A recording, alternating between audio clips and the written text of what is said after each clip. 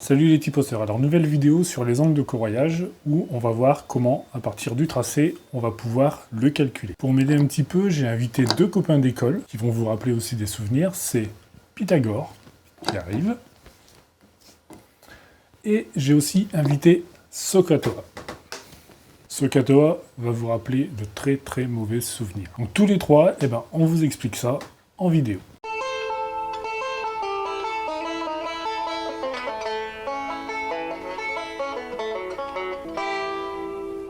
Avant de commencer et de rentrer dans le vif du sujet, vous avez été nombreux sur la première vidéo sur les angles de corroyage par le tracé à me reprocher de ne pas avoir expliqué mon dessin. Désolé pour ceux qui n'ont pas compris, pour moi ça semblait logique et en même temps peut-être des formations professionnelles vu que mon métier c'était dessinateur. Donc en fait ce que j'ai représenté sur mon dessin c'était cette pièce-là en vue de dessus et en vue de côté. Pour ceux qui se poseraient encore des questions, ça ne me dérange pas de refaire une vidéo annexe sur le tracé en partant d'une feuille blanche. Vous me laissez un commentaire et puis moi je vois comment organiser ça et puis magouiller un petit peu un truc qui soit propre, compréhensible pour tout le monde. Et j'espère que vous me pardonnerez de cette petite négligence de ma part. Pour en venir au vif du sujet, donc j'ai quand même, je vais pas faire ça de tête, j'ai quand même gardé mes notes. La chronologie en fait des opérations qu'il y a à faire par le calcul pour arriver au final à l'angle de corroyage. Pour ça, comme je vous l'ai dit dans l'intro, on va voir Pythagore, on va voir de la trigo avec Sokatoa, et dans la chronologie du calcul, finalement, on va partir des premiers points, je vais vous montrer ça sur le dessin, pour à la fin avoir un angle de corroyage par le calcul, et on pourra comparer avec ce que j'ai relevé au rapporteur d'angle. Il faut savoir que cette méthode de calcul, elle fonctionne pour des bases qui sont perpendiculaires. Donc ici, la grande base, c'est un carré, ça peut être un rectangle aussi. Et la base d'arrivée, la petite, c'est aussi un carré, donc, et ça peut être aussi un rectangle. Sur ce que je vais vous montrer, c'est pas une méthode universelle, ça va fonctionner à partir du moment où vous avez des bases avec des angles droits. S'il y a des bases avec un angle différent, je pense que la méthode de calcul, la chronologie du calcul sera à peu près identique. Je ne ferai pas de vidéo là-dessus, par contre ça va être trop chiadé, et déjà là je vais vous faire exploser la tête. Mais je pense que celle-ci de vidéo vous donnera une base de travail et vous orientera vers la suite. Donc maintenant, pour la première opération, je vais laisser la place à mon pote Pythagore. Bonjour. Alors, Pythagore, qu'est-ce qu'il dit? Pythagore, il dit que dans un triangle rectangle, la somme des carrés des côtés qui forment un angle droit, c'est égal au carré de l'hypoténuse. Maintenant, place au dessin. La première opération qu'on va faire, c'est de partir sur le premier triangle rectangle. Donc pour ça, je vais vous nommer les points. Donc le coin en bas, ici, on va l'appeler A. Le croisement du haut, donc ce point-là, on va l'appeler B, et la projection du point B à la perpendiculaire sur l'arête de base, on l'appellera C. Donc sur mon dessin, cette cote-là fait 60 mm, et cette cote-là fait aussi 60 mm. Pour le premier calcul, AB, c'est ce qu'on cherche, donc au carré, c'est égal à BC, donc BC au carré, plus CA au carré. BC, on sait que ça fait 60, donc AB au carré c'est égal à 60 au carré plus 60 au carré. CA fait 60 aussi. Donc AB c'est égal à la racine de 60 au carré plus 60 au carré. AB c'est égal à 84,85 mm. Ouh putain, ça va être compliqué les mecs. Pour le deuxième calcul, on va encore rester avec moi. On va utiliser Pythagore avant de passer au gros relou de Sokatoa. Donc pour le troisième calcul, ce qu'on avait tracé ici, donc l'intersection de notre hauteur qui mesure 95 mm, on va l'appeler D. Ce qu'on va calculer, c'est notre triangle rectangle ABD. AD au carré, c'est égal à AB au carré plus BD au carré. Donc AD au carré, c'est égal à AB, on l'a calculé tout à l'heure, 84,85 au carré, plus BD, c'est la hauteur de notre pyramide.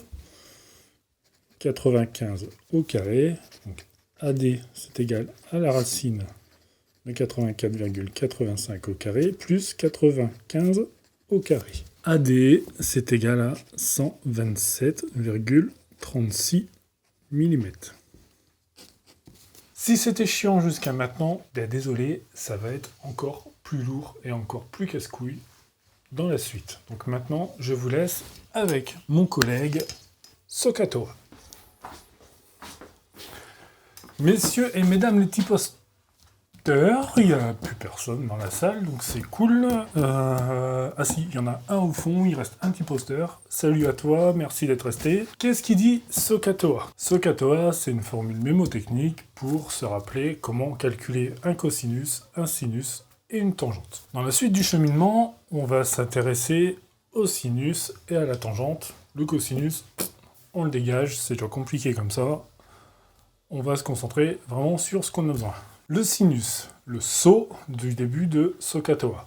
Le sinus, c'est égal au côté opposé de l'angle qu'on cherche sur l'hypoténuse. Et la tangente, c'est égal au côté opposé de l'angle qu'on recherche sur son côté adjacent. Rien qu'avec ça, et oui, ça fait déjà beaucoup, on va réussir à, avec notre chronologie, à descendre et avoir notre angle de courroyage. On va passer sur le dessin et je vais vous montrer tout ça. Donc dans la méthode tracée, quand on a eu à tracer la VG, ensuite on a projeté une perpendiculaire à la VG qui passe par ici, notre point B, par le sommet de notre pyramide. On va l'appeler E. Et une fois qu'on l'a appelé E, on va s'intéresser donc à notre triangle DAB. Dans le triangle DAB, on va essayer de trouver la tangente de l'angle formé par le segment DA et AB. La tangente de l'angle DAB, c'est égal BD sur AB. On connaît BD. BD, c'est notre hauteur. Donc BD, c'est égal à 95 mm.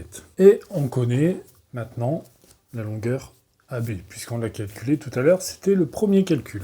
84,85. Donc la tangente de l'angle DAB, c'est égal à 95 divisé par 84,85. 1,119. Donc maintenant, pour trouver notre angle, il faut l'inverse de la tangente. Tangente moins 1 de l'angle DAB, ça nous donne un angle de 48. Donc l'angle DAB fait 48,21 degrés. Et ce qu'on vient de calculer avec la tangente, c'est tout simplement l'angle de notre arrêtier ici par rapport au plan, au sol. Maintenant, on va aller encore plus loin dans la démarche. Ça risque là peut-être de se compliquer un petit peu plus. Maintenant, on va utiliser le point E et on va s'intéresser au triangle ABE. Donc dans ABE, ce qu'on a besoin pour aller plus loin dans notre calcul, c'est la longueur EB. Donc cette longueur-là, ça sera notre quatrième calcul. On a besoin d'un angle. On va choisir l'angle EAB. EAB, on le connaît puisque c'est exactement le même que DAB. Et là, on va se servir de ce qu'on connaît. Donc on connaît cet angle-là, on connaît cette longueur-là, on ne connaît pas BE. BE, c'est notre inconnu. Donc on va partir de l'angle connu. Donc cet angle-là, son côté opposé, c'est EB. C'est ce qu'on cherche. Le sinus de cet angle-là, on sait que c'est le côté opposé sur l'hypoténuse. Le côté opposé, c'est celui qu'on cherche. On connaît l'angle, donc on va savoir calculer son sinus. Et on connaît la valeur AB qui est notre hypoténuse. Donc dans EAB, on a sinus EAB, c'est égal à EB, le côté opposé, sur AB, l'hypoténuse. EAB, on sait que ça fait 48,21 degrés. EB, on ne le connaît pas, puisque c'est ce qu'on cherche. AB, c'est égal à 84,85 mm. Donc sinus 48,21, c'est égal à EB divisé par 84,85. EB, la longueur EB, c'est égal à sinus 48,21 multiplié par 84,85. EB mesure 63,26 mm. Ah, je vois qu'il y en a quelques-uns qui sont revenus. Il y en a un qui s'est réveillé, c'était le seul qui était resté jusqu'à maintenant. Ça devient un peu plus intéressant.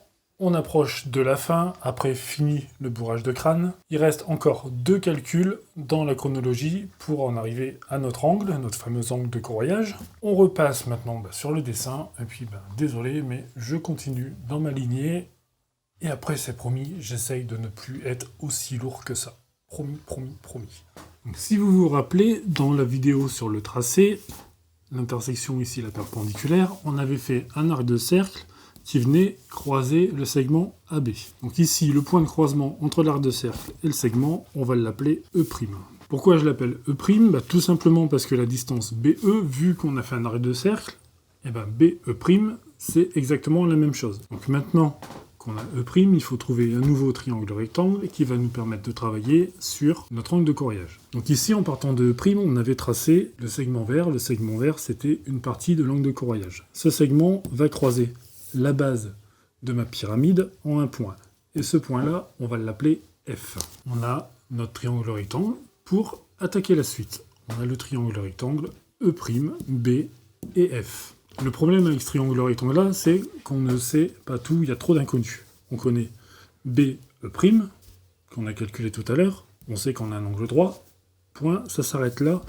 Et là-dessus, pour vraiment continuer notre calcul, il faudrait qu'on puisse connaître la longueur BF, ou alors la longueur E', Donc là, on va s'intéresser plutôt à la longueur BF.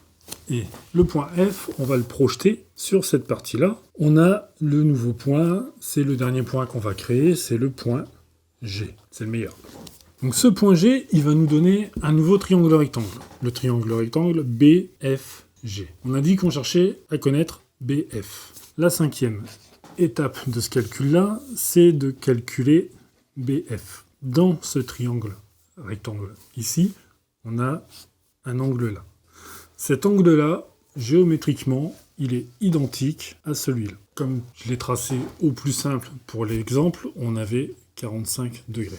Donc ces 45 degrés, on les reporte ici. C'est géométrique, quelle que soit la forme de la pyramide, à partir du moment où la base est carrée ou rectangulaire et que le haut est carré ou rectangulaire, cet angle-là sera le même que là.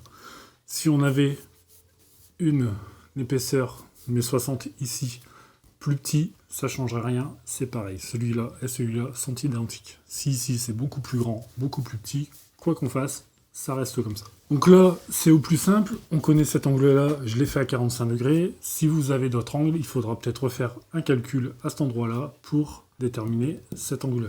On va pas se compliquer la vie pour l'instant, c'est déjà assez compliqué comme ça. Donc on part sur nos 45 degrés. Dans ce triangle-là, l'angle FBG fait 45 degrés.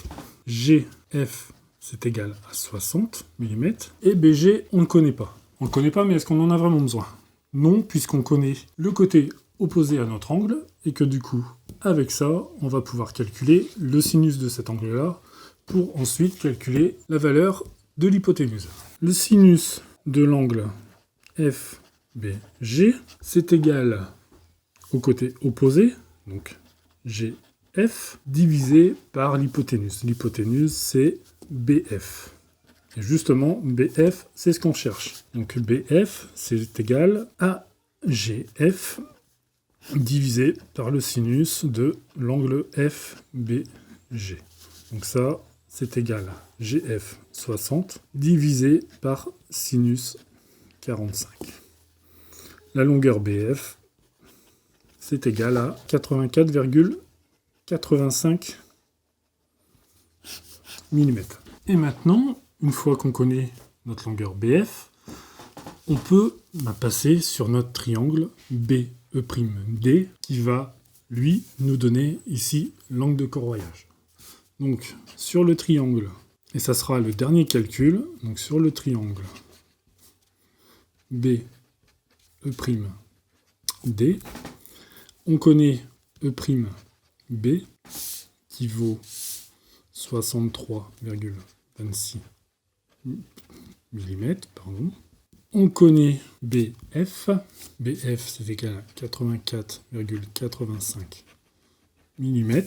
L'angle qu'on recherche, c'est l'angle BE'F. Sur cet angle-là, son côté opposé, c'est BF, son côté adjacent, c'est E'B. Donc on va calculer la tangente de l'angle BE'F. Tangente de BE'F, c'est égal à BF divisé par E'B. Donc tangente BE'F, c'est égal à 84,85 divisé par 63,26, c'est égal à 1,34. Allez, on va les 3 chiffres après la virgule, 341. Donc maintenant, pour trouver notre angle, on fait comme tout à l'heure, on fait l'inverse de cette tangente-là. Tangente moins 1 de 1,341, c'est égal à 53,28 degrés. En mesurant au rapporteur d'angle, j'étais tombé sur un angle de 53 degrés. En faisant le calcul, donc toute la démarche que je viens de faire, on a 53,28 degrés. Ici, dans l'exemple que je vous ai montré, on n'a pas beaucoup de différence. Au rapporteur d'angle, j'étais à 53. Au calcul, je suis à 53,28. C'est pas énorme. Par contre, il m'est arrivé en formation d'avoir à tracer un pied chiadé avec des arrêtiers. On a tracé ça sur du MDF et finalement, entre le calcul et le relevé sur le rapporteur d'angle, il y avait une différence d'1 degré. 1 degré, ça paraît très peu. Donc 0,28, je pense que c'est négligeable, parce que c'est x2, donc ça fait 0,56. 1 degré x2, ça en fait déjà 2. Donc si après on a un tracé qui est franchement pas précis, on mesure, on augmente le risque d'erreur. Et finalement, c'est les coupes qui seront pas bonnes et les raccords d'angle qui seront vraiment dégueulasses. Je suis désolé d'avoir été aussi lourd. Sachez que j'ai quand même pris beaucoup de plaisir à vous expliquer tout ça. C'est la vidéo pour moi qui va me demander certainement, qui m'a demandé le plus de temps au niveau du montage afin de vous expliquer tout ça clairement.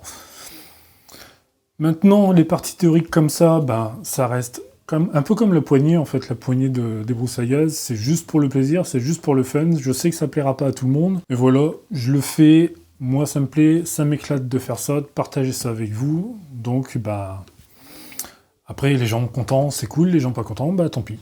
Donc là-dessus, je vous dis à très bientôt pour une nouvelle vidéo sur T-Post Woodworking.